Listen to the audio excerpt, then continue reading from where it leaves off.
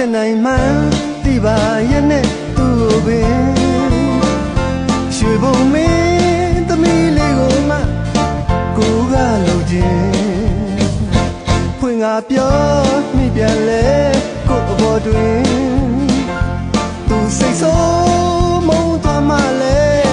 ကိုကမလုံခြင်းအစမှတို့နှစ်ယောက်မတွေ့ကြရဲ့အကောင်းသားပေါ်တင်ကိုမှသူ့ကိုမြင်တာများတော့စိတ်မှချစ်ကြွမ်းဝေးမျက်နှာလှလှသူ့ကိုတွေးမှစိတ်ပျော်ရွှင်မမြင်ပြန်လဲအသေးသေးမှတစ်မျိုးခံစားသလိုပဲအစမှတို့နှစ်ယောက်မတွေ့ကြရဲ့အကောင်းသားပေါ်တင်